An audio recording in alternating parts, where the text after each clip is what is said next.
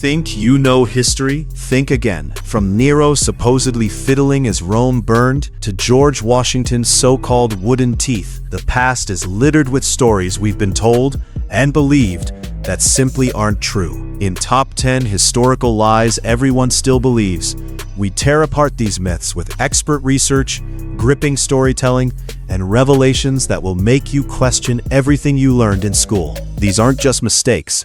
They're the lies that shaped our culture. At the top of our list, we uncover one of history's most dramatic yet misleading legends, the story of Emperor Nero fiddling while the Great Fire of Rome consumed the city in 64 AD. The mental image is cinematic: flames devouring buildings, terrified citizens fleeing, and the emperor calmly playing a stringed instrument, seemingly detached from the chaos. But the truth is far more complex and far less incriminating. For one, the fiddle or violin didn't even exist at the time. Nero was known to play the lyre or cithara, ancient stringed instruments of a very different kind. More importantly, historical sources like Tacitus place Nero 35 miles away in Antium when the fire started. Upon hearing the news, he rushed back to Rome, opened his palace to shelter the homeless, organized food supplies, and even ordered buildings torn down to create fire breaks. The idea of Nero serenading the destruction likely comes from later accounts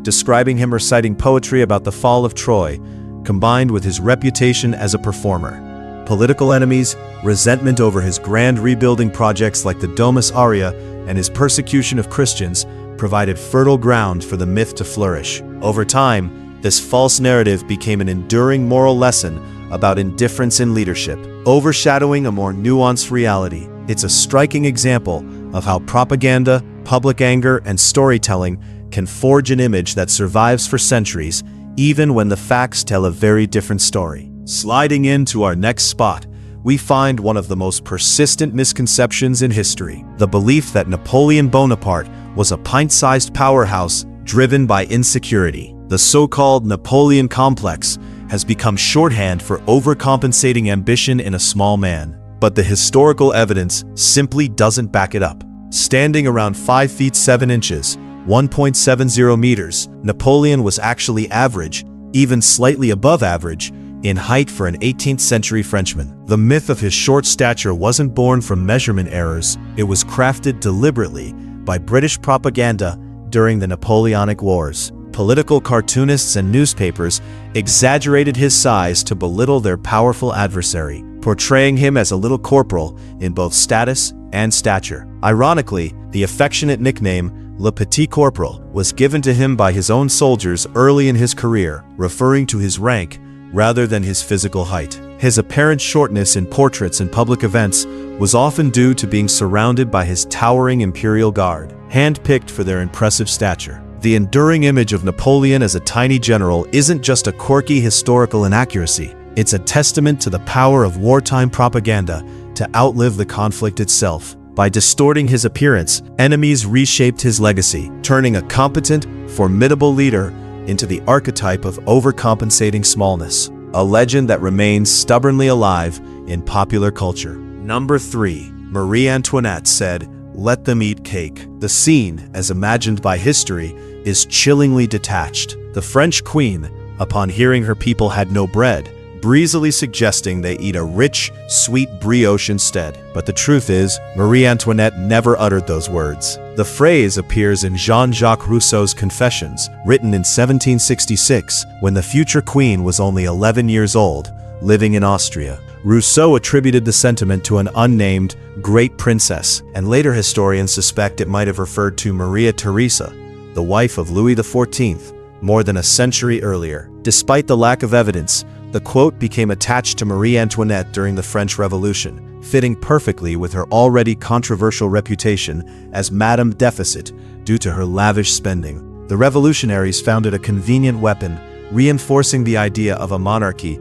hopelessly out of touch with the starving masses. In reality, while she did live extravagantly, there is no record of her making such a statement. The enduring myth shows how a well-placed anecdote can define a historical figure, regardless of accuracy. By embodying the anger and resentment of the era in a single stinging phrase, the story survives as a piece of symbolic truth, one that continues to eclipse the complex reality of the woman behind the crown. Number 4. The Titanic was advertised as unsinkable, a gleaming technological marvel, celebrated as invincible, setting off on her maiden voyage only to meet a tragic end on a cold April night in 1912. But history's records paint a subtler picture. The Titanic's creators, Harland and Wolff, and its owners, the White Star Line, never officially claimed it could not sink under any circumstances. Instead, early press coverage described the ship as practically unsinkable, and a company brochure stated it was designed to be unsinkable, an important distinction from an absolute guarantee. The Titanic did feature advanced safety innovations like watertight compartments and remotely activated doors, which led the public to interpret its safety as certainty. After the disaster, however, journalists and authors amplified the unsinkable claim to create a morality tale of hubris meeting fate. This version of events resonated deeply with a grieving world seeking meaning from tragedy. The irony of the ship's name, echoing the Greek titans who defied the gods, made the metaphor too compelling to resist. The myth persisted because it fit neatly into the human tendency to distill complex events into simple, emotionally satisfying lessons. In this case, that arrogance leads to downfall. In reality, the Titanic's fate was shaped by a convergence of factors: engineering limits, human error, and environmental conditions. But the legend of the unsinkable ship proved far more enduring than the truth. Number 5. George Washington had wooden teeth. This image has appeared in classrooms, history books, and countless retellings, adding a touch of human frailty to the almost mythic founding father. The truth, however, reveals a different and more unusual reality. Washington did indeed suffer from severe dental issues, losing most of his natural teeth by the time he assumed the presidency in 1789. But his dentures were never made of wood. Instead, they were crafted from an assortment of materials, including ivory from hippos and elephants, gold, lead, and even human teeth, some possibly acquired from enslaved people or purchased from the poor. Over time, the ivory stained from Washington's diet and his fondness for port wine, giving the dentures a grainy, wood-like appearance that likely birthed the myth. These prosthetics were uncomfortable, distorted his jawline in portraits, and required meticulous cleaning with chalk and wax. The wooden teeth legend has endured because it humanizes Washington, balancing heroic tales like the cherry tree story with an imperfection that makes him relatable. This misconception, born from a simple visual misinterpretation, shows how easily the mind accepts a compelling image as fact. It also reflects our tendency to latch onto stories that bring towering historical figures down to a human scale, even if the details are completely false. Number 6. Albert Einstein failed math. It's an inspiring tale. If even the greatest mind of the 20th century stumbled over algebra, then perhaps brilliance can blossom from failure. But the historical record tells a far different story. Einstein excelled in math from a young age, receiving top marks in algebra, geometry, and physics during his schooling. His Matura graduation exam in 1896 shows perfect scores in these subjects, far above the average. The confusion likely stems from a single event. At age 16, Einstein failed his first entrance exam to the Zurich Polytechnic Institute, but not in math. He passed that section with ease. His struggles came in language, botany, and zoology, due to limited fluency in French, the exam's language. He retook the test the following year and passed, later earning a teaching diploma and completing a PhD by 1905. The persistence of the failed math story is rooted in its motivational appeal, the idea that raw talent can transcend academic setbacks. It transforms a nuanced truth into a simple parable about resilience. In reality, Einstein's mathematical brilliance was evident from the start, but the myth endures because it reassures us that genius can emerge from imperfection, even if that imperfection is largely fabricated. Number 7.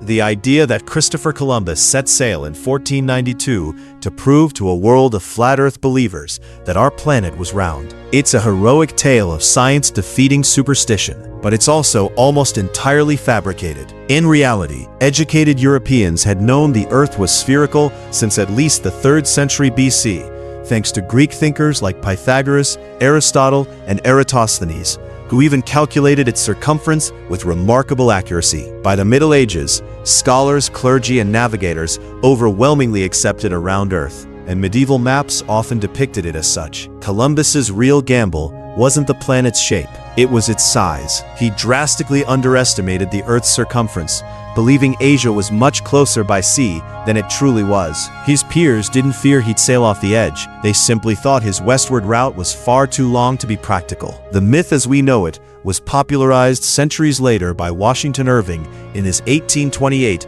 romanticized biography, The Life and Voyages of Christopher Columbus, where he painted the explorer as a lone genius defying ignorant flat Earth believers. This fictionalized drama made for great storytelling, but unfairly misrepresented the intellectual climate of the Middle Ages, portraying an era rich in scholarship as backward and superstitious. The result is a historical distortion that has lasted for generations, fueled by its dramatic simplicity, a lone visionary proving the world wrong. Number 8. The Egyptian pyramids were built by slaves. Hollywood epics and biblical tales have cemented this image, often tying it directly to Jewish enslavement in ancient Egypt. But modern archaeology tells a very different story. Excavations at Giza have uncovered the workers' village of Hayt el Garab, revealing well-planned housing, bakeries capable of feeding thousands, and evidence of an organized, well-fed labor force. Analysis of animal bones, from cattle, sheep, goats, and pigs, shows these workers enjoyed a high-protein diet, far beyond what enslaved laborers would have received.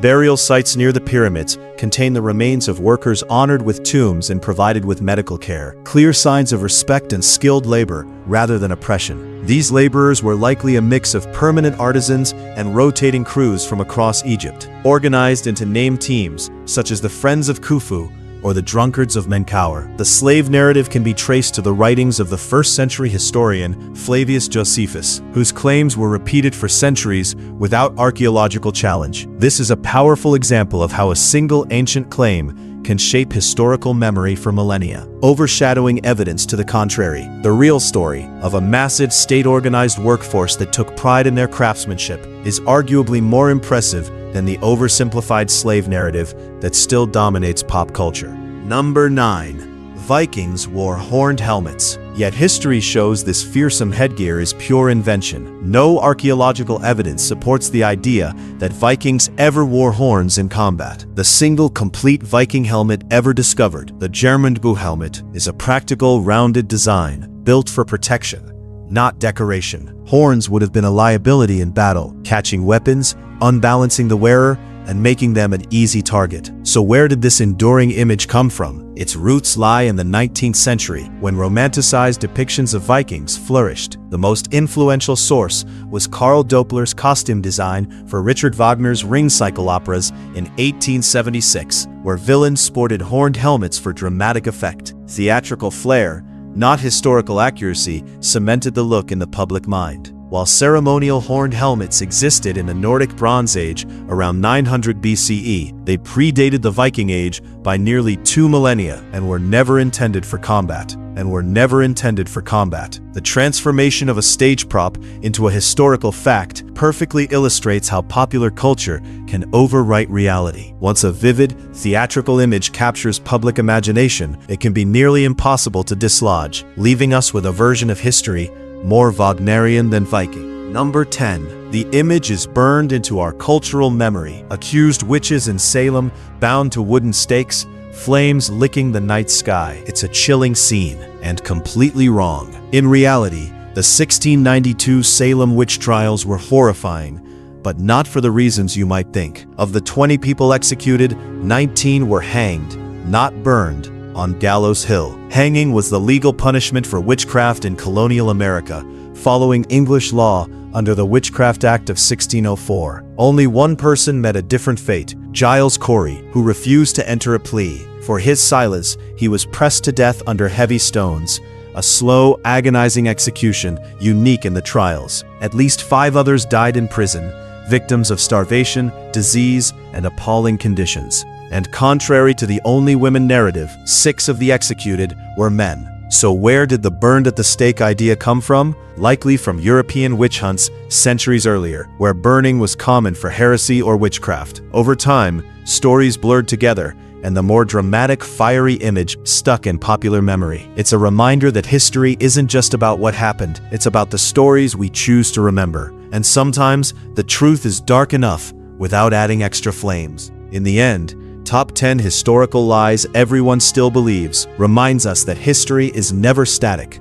It's a living narrative shaped by discovery, debate, and human storytelling. By peeling back these myths, we uncover truths that are often far more fascinating than the fiction. Remember, every myth we challenge brings us closer to understanding our shared past. If you enjoyed this journey through history, don't forget to like, comment, and subscribe for more captivating content. Thanks for watching.